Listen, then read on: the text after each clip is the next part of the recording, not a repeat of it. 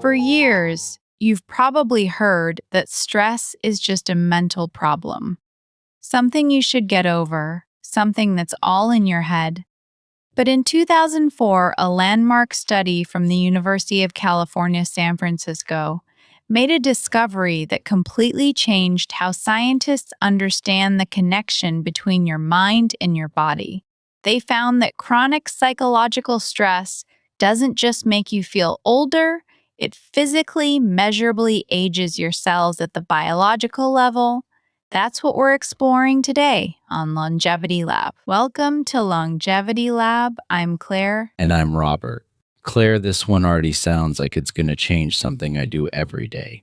Because I have to be honest, I've spent my entire adult life thinking of stress as just a feeling, something annoying that I need to push through. I never once thought of it as something that could be aging my actual cells. And that's exactly the misconception we're going to unpack today. Because the research on stress and cellular aging is genuinely some of the most fascinating science I've ever come across in my career as a nutritionist. And I hope that by the end of this episode, you'll see stress management in a completely different light. Okay, so before we dive in, can you just start with the basics? What exactly are telomeres? I keep hearing the word in health articles, but I honestly don't think I could explain it to someone if they asked. That's a great place to start.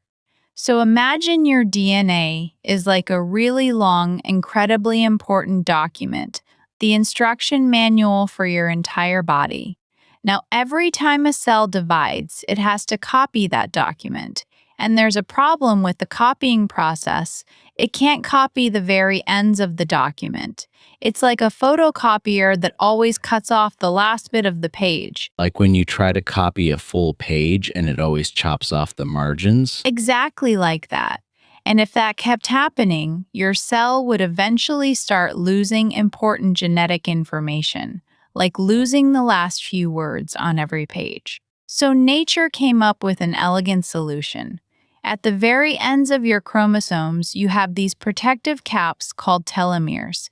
Think of them like the plastic tips on the ends of shoelaces. Oh, the little plastic aglets? That's a perfect visual. Right. Those plastic tips stop the shoelace from fraying and coming apart. Telomeres do the same thing for your chromosomes. Every time a cell divides, the telomere gets a little bit shorter. It's a completely natural process.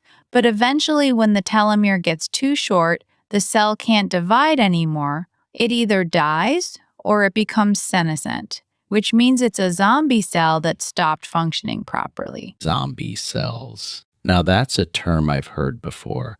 And they're the ones that release inflammatory chemicals and cause problems, right? Precisely. Senescent cells send out inflammatory signals that damage surrounding healthy cells. And this process of telomere shortening is one of the fundamental hallmarks of biological aging. It's basically a cellular clock ticking down in every single cell of your body. Okay, so I'm with you so far. Telomeres are protective caps on my DNA that get shorter as I age. That sounds like normal aging. So where does stress come into this? That's the million-dollar question. And the answer is one of the most stunning discoveries in modern biology. Stay with me here.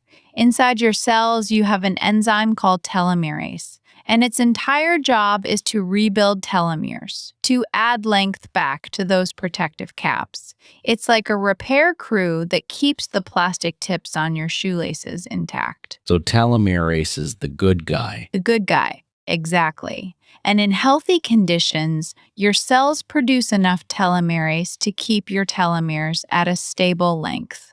But here's where stress enters the picture.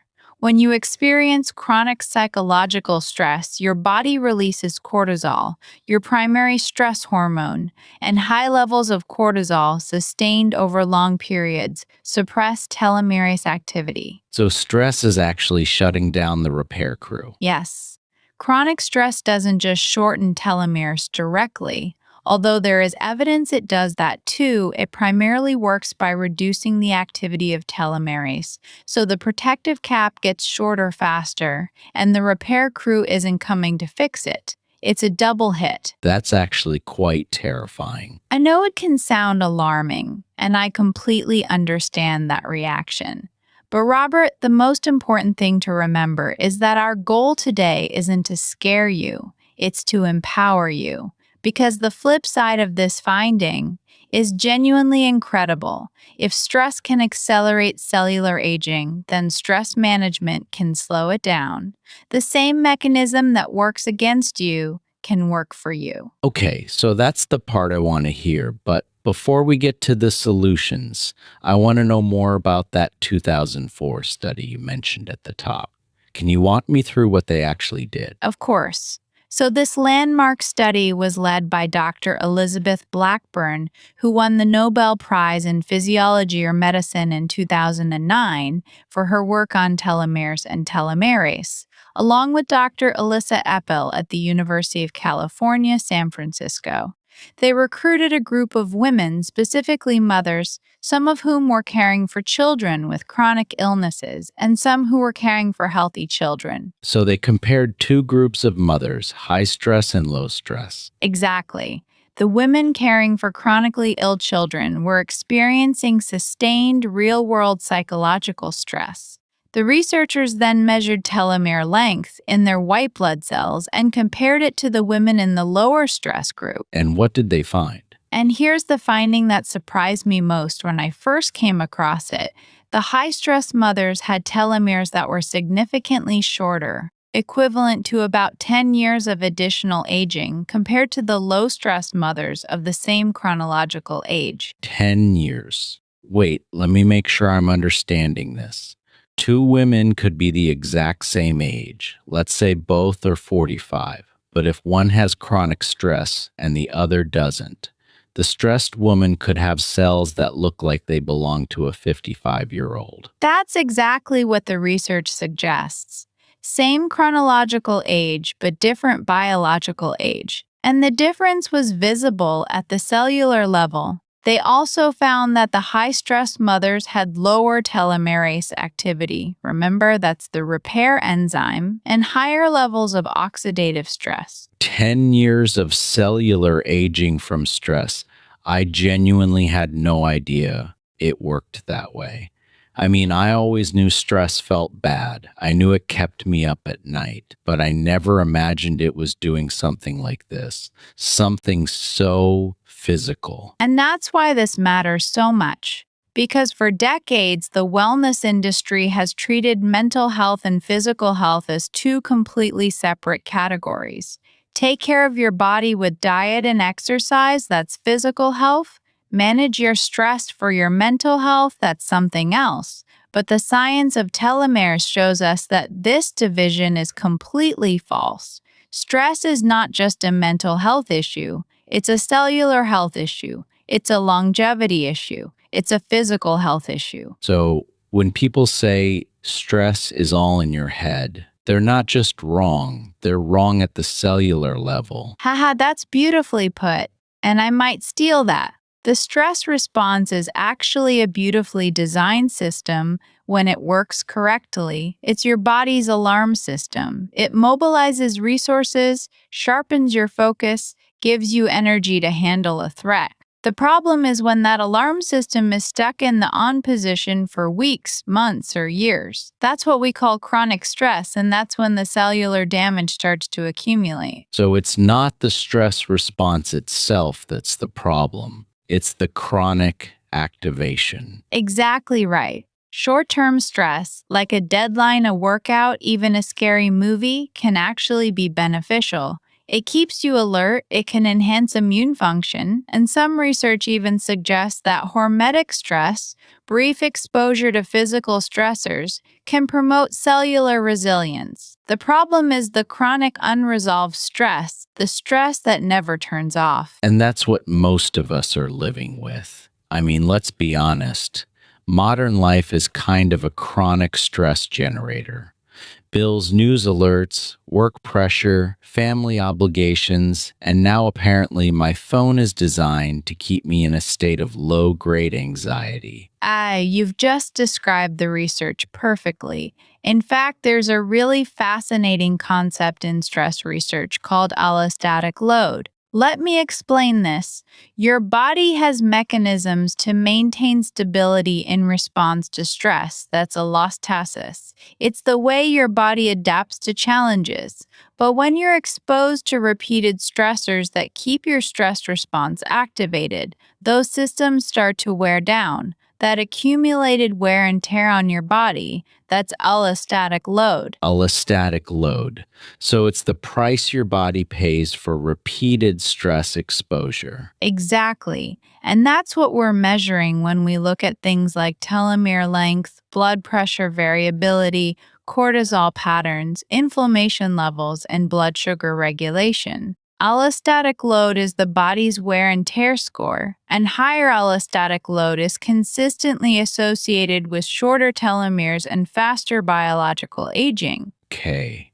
I think I need a moment to sit with all of this.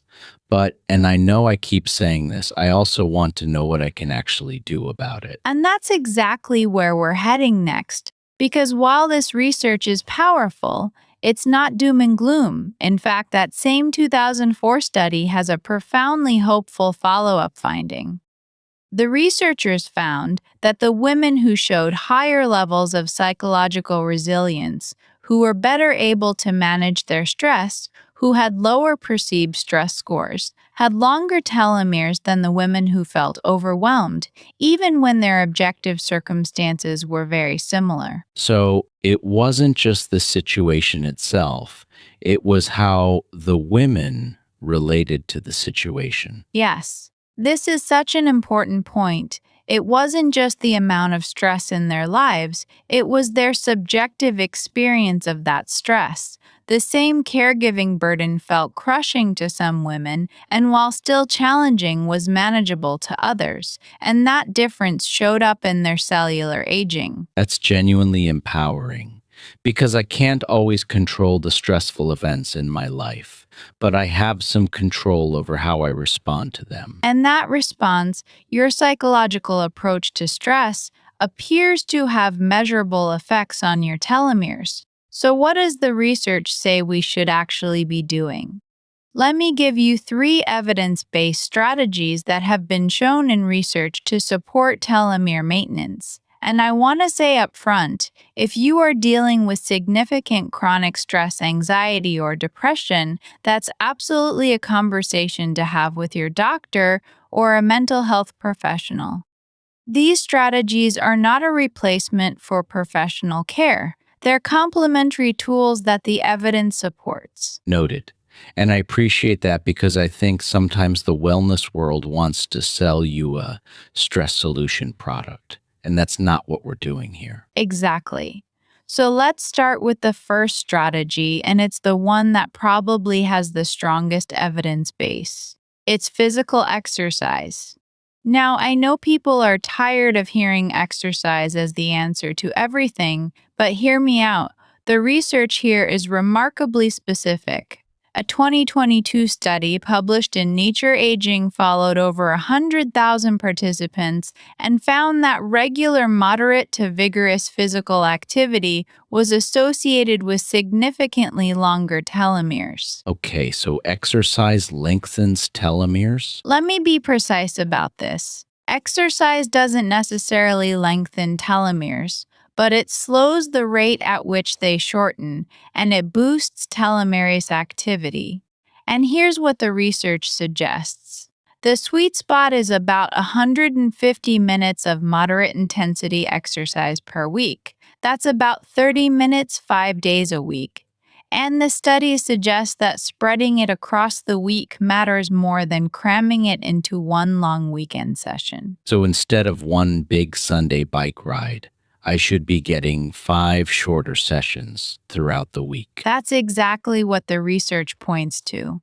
Consistent, moderate activity spread across the week appears to be more beneficial for telomere maintenance than intense weekend bursts. Walking briskly, cycling, swimming, dancing, anything that gets your heart rate up and keeps you slightly breathless but still able to hold a conversation. And I have to say, for someone my age, that's a very accessible goal. 30 minutes of brisk walking 5 days a week, I can do that. You absolutely can. Now, the second strategy is more surprising to most people, and it's the one that I think ties directly to our telomere story. It's mindfulness based stress reduction.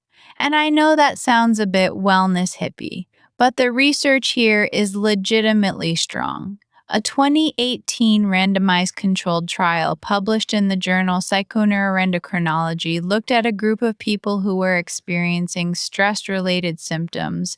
Half of them did a standard health education program. The other half did a mindfulness based stress reduction program. What did they find? After the program, the mindfulness group showed preserved telomere length. Their telomeres stayed stable, while the control group showed telomere shortening. And at a 3-month follow up, the mindfulness group had significantly better telomerase activity. So, a meditation program actually protected their telomeres. I have to admit, I was one of those people who rolled their eyes at meditation. I thought it was just sitting around doing nothing. And that's precisely the misconception I want to challenge today. Because when the science shows that a practice can preserve your telomere length, that it can slow cellular aging, then calling it doing nothing is like calling physical exercise just moving around. It's a profound understatement. When you put it that way, it completely changes the framing. Sitting quietly for 15 or 20 minutes a day isn't laziness, it's cellular maintenance. Exactly right. And you don't need to become a monk or do a 10-day silent retreat. The research on mindfulness and stress generally supports something like 10 to 20 minutes a day of guided mindfulness practice. Even a few days a week appears to help. There are excellent apps that make this very accessible. Okay, I'm genuinely going to try this. So, what's the third strategy? The third one is about your sleep. And I want to pause here because this is where the connection to nutrition comes in, and that's my home turf. Research published in the journal Sleep demonstrated a clear relationship between sleep quality and telomere length. People who slept fewer than 5 hours a night had significantly shorter telomeres compared to those who slept 7 or more hours. So, the I'll sleep when I'm dead attitude is actually self defeating. It's the most counterproductive health advice in history because poor sleep is both a cause and a consequence of stress. When you're stressed, your sleep suffers. When your sleep suffers, your cortisol dysregulation gets worse, which increases stress, which further impairs sleep. And through this entire cycle, telomerase activity is suppressed. It's a vicious cycle. It is. But here's the good news, the cycle can run in the positive direction too. When you protect your sleep, you reduce cortisol dysregulation. When you reduce cortisol, your telomerase activity can recover. When your telomerase recovers, your cells can maintain their protective caps. And as your cells stay younger, your body and brain function better, which reduces stress. So, it's a virtuous cycle. Every good health choice reinforces the others. Precisely. And that's why I love talking about telomeres, because they tie so many threads together. Diet, exercise, sleep, stress management, they all show up at the cellular level in the same place. And on the diet front, is there anything specific that helps telomeres? Excellent question. When we talk about diet and telomere length, the evidence points most strongly to what I'd call a telomere-friendly dietary pattern. This is characterized by high intake of fruits and vegetables, particularly those rich in vitamin C, vitamin E, and antioxidants. These help protect against oxidative stress, which we know accelerates telomere shortening. Fiber from whole grains, legumes, and vegetables is also consistently associated with longer telomeres. And perhaps most importantly, the research consistently shows that consumption of ultra processed foods and sugary drinks is associated with shorter telomeres. One study found that each daily serving of sugary soda was associated with a significant reduction in telomere length. That is a very practical reason to skip the soda. But wait, what about people who take supplements like resveratrol or special telomere pills? I've seen those advertised online. This is where I have to be honest with you, Robert. The telomere supplement industry is one of the most concerning areas of the wellness market, in my opinion. Companies are selling supplements claiming to lengthen your telomeres or activate telomerase, with price tags that can be shocking, and the evidence supporting these claims is extraordinarily weak. I'm not surprised, but I want to hear the actual science. The fundamental problem is that telomerase is a highly regulated enzyme. You don't want to randomly boost it everywhere in your body. In fact, cancer cells rely heavily on telomerase to keep dividing indefinitely. So, the idea that you should take a pill to broadly activate telomerase is not just unsupported by evidence, it's potentially dangerous thinking. That makes sense. You don't want to give every cell in your body more immortality. Exactly. The research suggests that what you want is a healthy, balanced regulation of telomerase, not maximal activation. And the evidence supports lifestyle factors as the primary way to create the right conditions for telomere health.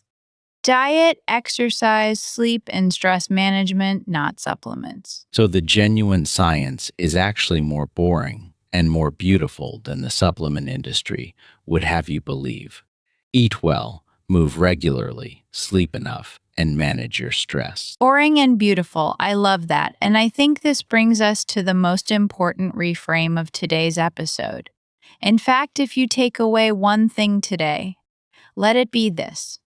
For a long time, we've thought of stress management as a luxury, something you do if you have time, something nice but optional, nice for your mood but not essential for your health. And that's the myth. That's the myth. Because the science of telomeres, the Nobel Prize winning science of telomeres, shows us that stress management is not a luxury, it is healthcare.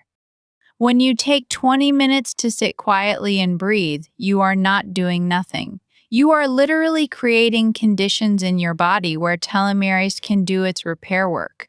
You are protecting the genetic material in every cell of your body. That might be the most motivating thing I've ever heard in a health conversation. Let me give you one more piece of evidence that I find deeply hopeful. There was a beautiful follow-up study that looked at people who moved from high-stress life circumstances to lower-stress circumstances, and the study found that when the stress was removed, telomere length could partially recover. Wait, telomeres can actually grow back? The findings suggest that in some circumstances, telomere attrition can be slowed or even reversed. The study I'm thinking of followed people across several years and found that individuals who experienced a meaningful reduction in psychological stress showed measurable improvements in telomere length. So even if I've been stressed for years, decades even, it's not too late to change the trajectory. That's the message I want you to hold on to. Cellular aging is not a one-way street. Your body has immense capacity for repair, and telomerase is one of its most powerful repair mechanisms. By changing how you live now, you can change how fast your cells age from this moment forward. I genuinely feel like I need to tell everyone I know about this. My brother is a classic type A person, always rushing, always stressed, never takes a day off. If you remember just one thing to share with him today, here's the research in one sentence. Chronic stress suppresses telomerase, the enzyme that maintains your cellular lifespan, but psychological resilience, regular exercise, adequate sleep, and a healthy diet all support telomerase activity. That's a good summary. Okay, let's talk practical. I'm going to commit to two things after this episode. First, I'm going to schedule my 30-minute walks as non negotiable appointments, 5 days a week, no exceptions. Second, I'm going to try the 10-minute guided mindfulness practice in the morning. What should I actually do to make these stick? Wonderful question. Let me give you practical behavioral recommendations that the habit formation research supports. For the walking, attach it to an existing habit. If you already have a regular coffee in the morning, make the walk immediately after that coffee. Researchers call this habit stacking. You anchor a new habit to an existing one. Within a few weeks, the walk will feel as automatic as the coffee. Habit stacking. I like that. And for the mindfulness, Same principle. Pick a consistent time, ideally the same time every day. Start with just 5 to 10 minutes. Don't try for 40 minutes on day one. The evidence suggests that consistency matters more than duration, and if you miss a day, don't judge yourself. Judgment is itself a stress response. Just gently return to the practice the next day. and what about the stress that happens in the moment? Like when I'm in traffic or when a meeting is going badly. That's a great place to use what researchers call micro practices, brief 60-second interventions you can use in the moment. One of the most evidence backed is slow, extended exhalation breathing. When you're stressed, your exhale is controlled by your parasympathetic nervous system, the rest and digest system. Simply making your exhale longer than your inhale, even for 60 seconds, can shift your nervous system toward calm. There's research showing this activates the vagus nerve and reduces cortisol reactivity. So when I'm stuck in traffic, I should just breathe out longer than I breathe in. Exactly. 4 seconds in, 6 seconds out. It's simple, it's free, it's discreet. No one around you even knows you're doing it. And those small moments of physiological regulation add up. Each one is a little dose of telomerase friendly biology. And I do want to say, I know this is a mental health episode in a way, and I think our audience, especially people in my age group, grew up with this sense that mental health is something you're supposed to handle privately. You don't complain, you just push through. And I want to address that directly because this is so important. If you are experiencing persistent stress, anxiety, or depression that's interfering with your daily life, the most evidence backed thing you can do is seek professional support. That might mean talking to your doctor, finding a therapist, or exploring evidence based treatments. This isn't weakness, it's the exact same logic as seeing a doctor for a physical injury. And given what we now know about stress at the cellular level, it's arguably even more important. Thank you for saying that, because I think a lot of us needed to hear it. We spent this whole episode talking about how stress is biological, and that means it deserves the same seriousness as any other biological problem. Exactly. Mental well being isn't separate from physical health, it is health. That's the scientific finding at the very heart of the telomere story. Okay, before we wrap up, is there a blue zone aspect to this? The people in the blue zones are known for living to 100 in great health. Do they have something in common here? That's such a great connection to make. The research on blue zones, those communities with extraordinary longevity, is intensely interesting when you look at it through a telomere lens. In cities like Loma Linda, Okinawa, Ikaria, Nicoya, and Sardinia, the lifestyle factors that researchers have identified aren't just about diet and physical activity, they're profoundly about stress reduction. In Okinawa, for example, there's a daily practice called ikigai, a sense of purpose, and in Nicoya, Costa Rica, there's the plan de vida, a reason to live a clear life plan. These aren't just pleasant philosophies. In the context of the telomere research, they're cellular protective practices. So, having a sense of purpose is literally protecting your cells. That's exactly what the data suggests. There's actually a fascinating body of research called Purpose in Life Studies, showing that people who report a strong sense of purpose have better health outcomes across the board. When we understand the telomere science, that makes total sense. Purpose is a profound protective factor against the experience of stress. And I think that's the beautiful ending to this story. The same science that tells us stress ages us also tells us that meaning, purpose, and calm can protect us. And the effects happen at the deepest level of who we are, ourselves. Today's rule: stress is not just in your head, it's in your cells. And by the same logic, calm is not just a feeling, it's cellular protection. Protect your telomeres with movement, sleep, mindfulness, and purpose. Your cells will thank you for years to come. If you found this episode valuable, please take a moment to subscribe and hit the notification bell. We're publishing new episodes every single day, and every episode is designed to give you one more evidence-based tool for a longer, healthier life. Thanks for joining us on Longevity Lab. Remember, you share 99.9% of your DNA with every other human, but you have 100% control over how you treat your cells. And you get to decide what kind of aging story you want to write. See you tomorrow.